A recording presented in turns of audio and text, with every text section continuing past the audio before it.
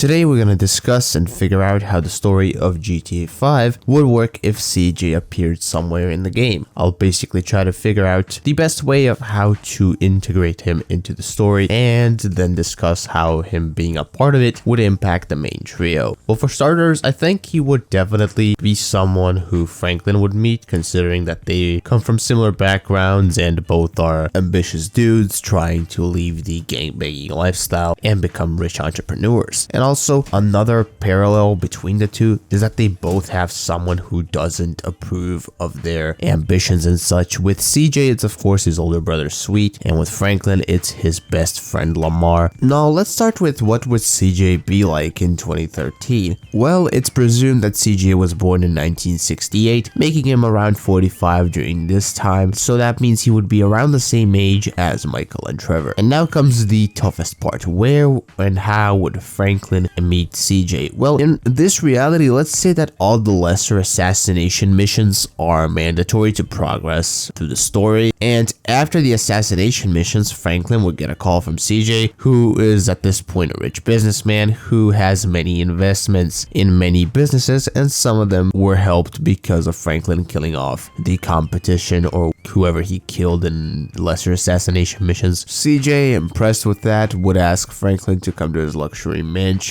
in Vinewood Hills, of course, which would be so freaking luxury that it would shit on Devin Weston's house. And we know from GTA San Andreas that CJ does have his connections in the government because of everything that he did for Torino all those years ago. So imagine that he would kind of keep those connections throughout the years. And right when he meets Franklin, I think that he would take a liking to the two-beat gangster and see a lot of himself in him. This would also lead to Franklin now directly working for CJ, and eventually he would introduce him to his friends, Trevor and Michael, and CJ would kind of be scared of Trevor, to be honest, but would get along with Michael fairly well. They're the same age and whatnot. Franklin would tell them about Lamar, but CJ wouldn't really meet Lamar yet, as Franklin wouldn't want to because he'd think that Lamar would do something stupid. And after Franklin proves himself to CJ, he would ask him for protection from the likes of Steve Haynes and Merriweather, who were already at this point in the game getting on the trio's ass just a little bit. And while CJ would watch over Franklin and the gang, he would know everything that's going on, but wouldn't really intervene in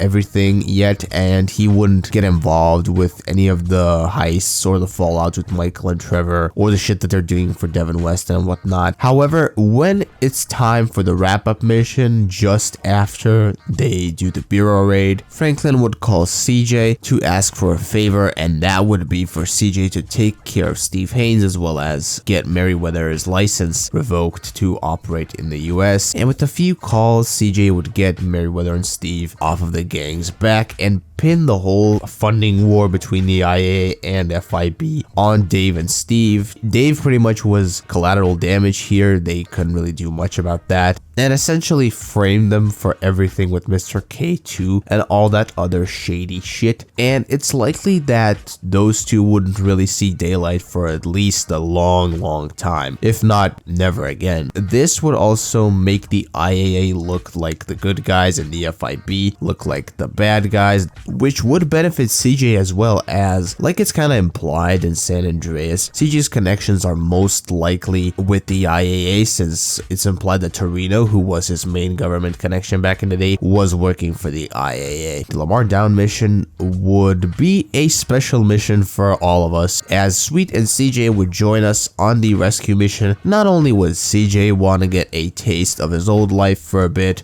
but him and Sweet were never really big fans of the Ballas in the first place. Also, it's worth mentioning that the families would be far stronger in this reality, as Sweet would likely still be the leader, and that means of course Grove Street would never be taken by the Ballas in the first place. So yeah, the families would be in a lot better of a position here. Another thing that would change is the UD heist, and as for the UD heist, especially the subtle approach would change, which would go off a lot more smoothly, as Merriweather, who lost their license to operate in the US, wouldn't go after the main trio. Same thing would of course happen in the obvious. So yeah, essentially Merriweather wouldn't really be there to crash the party, and things would go a lot more smoothly here, all while CJ is following everything, remembering of the time he robbed the Caligula's casino with Woozy, And now for the last mission. This would also have some changes done to it, and the first most obvious one is of course that Steve and Dave wouldn't be a problem. As for the protection that Dave would have provided for the trio from the law in the original, they would be in this reality far more protected, as CJ would have way more powerful connections compared to Dave, who was just an FIB agent. As for Devin Weston, well, he would be taken out with ease by Trevor at his house, since yeah, that protection from Merriweather was no more. As for the triads, Michael would take care of this in this reality, and Stretch would be paid a visit by Franklin, who would be backed up yet again by Sweet and CJ. And with this, Stretch is dead, of course, and I imagine that Sweet would be the one to kill him. Not only did he give up a fellow family's gangster to the Ballas, their sworn enemies, but him associating with the Ballas in the first place, no matter if it was in prison or outside, is something that would remind Sweet of Big Smoke and Ryder. So yeah, there's no way Stretch is staying alive considering all that. And with that said, I want to thank you for watching this little bit of a different GTA 5 What If. If you enjoyed it, please make sure to leave a like on the video, subscribe to the YouTube channel. Feel free to leave your suggestions for the next What Ifs. Of course, leave your thoughts on this one. And one more thing, check out my channel memberships if that's something you're interested in. Until the next video stream, bye-bye.